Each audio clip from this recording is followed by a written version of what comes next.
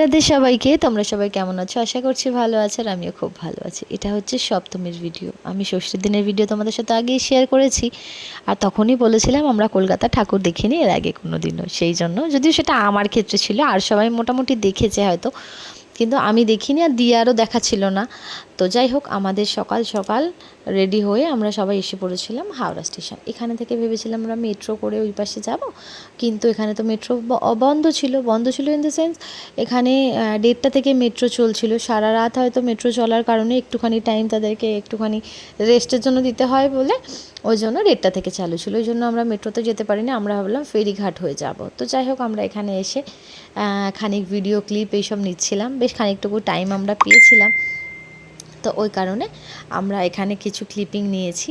আর ওয়েদারটা তখনও বেশ ভালো ছিল, জানো তো, মানে খুব একটা রোদ আমরা তখন পাচ্ছিলাম না। তো যাই হোক, ওখান থেকে আমরা ফেরিঘাট পার করে তারপরে আহেরি টোলায় নেমে তারপরে ওখান থেকে আমরা একটা অটো বুক করেছিলাম, এবং সেই অটোতে করে আমরা সব মণ্ডপগুলো ঘুরেছিলাম। এই ফার্স্ট মণ্ডপ যেটা, সেটা কিন্তু এটা ছিল। তো সেখানে আমাদের পৌঁছাতে, যেহেতু আমরা একদমই ওপাশটা চিনি না, সেই কারণে আমাদের যেতে বুঝে একটু অসুবিধা হবে। সেই কারণেই আমরা এই ডিসিশানটা নিয়েছিলাম যে চলো আমরা কোনো লোকাল অটো বুক করে নেব, দেন তারপরে আমরা সেখান থেকে ঘুরতে পারবো। তো এই দেখো, আমরা অটোতে করেই যাচ্ছিলাম। প্রত্যেকটা মণ্ডপেই আমাদেরকে নিয়ে গেছে। অটো চালক যিনি ছিলেন তিনিও বেশ মানে কাইন্ড ছিলেন। তিনি সব আমাদের ডিটেলস বলে দিচ্ছিলো যে এই পাশ থেকে গেলে ইজি হবে, বা তিনি অনেকটা কম সময়ে আমাদের মানে ওই পাশে যতগুলো মণ্ডপ ছিল সব কিন্তু আমাদের ওপাশ থেকে ঘুরিয়ে এনেছিল। আর এখানে সবাই আমরা একে একে যাচ্ছিলাম, আমরা খুব টায়ার্ড। তো যাই হোক, টায়ার্ড হলে তো চলবে না, কলকাতার ঠাকুর দেখতে গেছি আর টায়ার্ড বললে চলবে? সেখানে তো আমাদেরকে সব ঘুরে দেখতেই হবে। ভয় পাচ্ছিলাম, যদিও আমি একদম যাওয়ার পক্ষপাতিত্বে আমি ছিলাম না। আমি ভেবেছিলাম যে না, আমি কোনোভাবে স্কিপ করতে পারবো। তো যাই হোক, এই একটা ঠাকুর আমাদের দেখিয়েছিল। এইটা আমার সব থেকে বেশি পছন্দের ঠাকুর, মানে যতগুলো আমি দেখেছিলাম। এটা কিন্তু ঠাকুরটা পুরো পিতলের, আর এটা সব থেকে ভালো কথা কি জানো, ইনি সারা বছর এখানেই থাকেন। তো এই মণ্ডপটা, ওই মূর্তিটা আমার খুব বেশি পছন্দ হয়েছিল।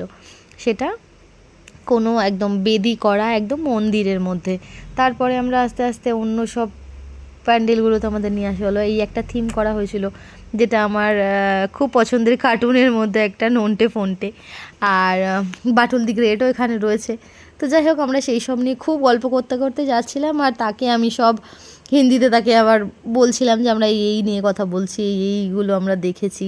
তারপরে আমরা চলে এসেছিলাম এই মণ্ডপটা তো অনেকেই জানো, আর ফেসবুক বলো, ইনস্টাগ্রামে বলো, বেশ ভালোই ভাইরাল হয়েছিল এই মণ্ডপটা লাইটিংয়ের জন্য বিশেষত্ব এই মণ্ডপের। যদিও আমরা রাতের বেলা যাইনি, তো ওই জন্য আমরা লাইটিংটা পাইনি, আমরা দিনের বেলায় দেখেছি।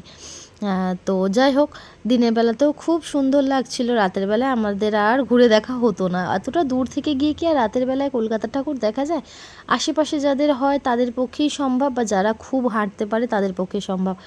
তো যাই হোক, আমাদের নিজেদের মধ্যে কমতি থাকার কারণে আমরা রাতের বেলায় ঠাকুরটা দেখতে পারিনি। এইবার আমরা সকালবেলাতেই দেখেছিলাম। আর এই যেই প্যান্ডেলটা দেখাচ্ছি, মানে যেই মণ্ডপের যেই মূর্তিটা দেখাবো, সেটা হচ্ছে রাজবাড়ি। অনেকেই হয়তো চেনো, আমার জানা ছিল না। আমি যেহেতু প্রথম গেছি, ওই জন্যই আমি এত ডিটেলসে তোমাদেরকে বলছি। তো যাই হোক, ভিডিওটা দেখো। এই যে রাজবাড়ির মায়ের মূর্তিটা এরকম ছিল। তো তখন অনেকটাই লেট হয়ে গেছিলো আমাদের, কিন্তু ঘুরতে ঘুরতে বেশ খানিক ঠাকুর দেখেছি। সব ক্লিপিং তো আমি নিতে পারিনি, কিছু কিছু নিয়েছি, কিছু কিছু নেওয়া হয়নি। কিছু কিছু মন্দিরে নিয়েছি, কিছু কিছু প্যান্ডেলে নিয়েছি। মন্দির মানে মূর্তি নিয়েছি, কিছু কিছু প্যান্ডেলে নিয়েছি। ওই কারণে সব আমি তো অতটা ভিড়ের মধ্যে আর অতটা গিয়ে ঠাকুর দেখার মধ্যে না, আমি সব ক্লিপিং নিতে পারিনি। তো যাই হোক, যতটা সম্ভব আমরা ক্লিপিং নিয়েছি। তারপরে আমাদের বেশ খানিকটা ঘোরাটোরা হয়ে যাওয়ার পরে এখানে আবার আমরা মেট্রোর সামনে এসে ওয়েট করছিলাম। ফার্স্টে এখানেও টাইমিংটা বেশ ভালোই ছিল, আমাদের বেশিক্ষণ দাঁড়াতে হয়নি। আর মেট্রো দেখতেই পাচ্ছ একদম খালি। এখানে আমরা খুব গল্প করছিলাম আর বলছিলাম কয়েকটা ভিডিও বানানো যেতে পারে এরকম। তো যাই হোক, তারপর আমরা মেট্রোতে করে স্প্ল্যানেডে চলে এসেছিলাম, এবং সেখান থেকে তারপর আমাদের আবার হাওড়া যেতে হবে।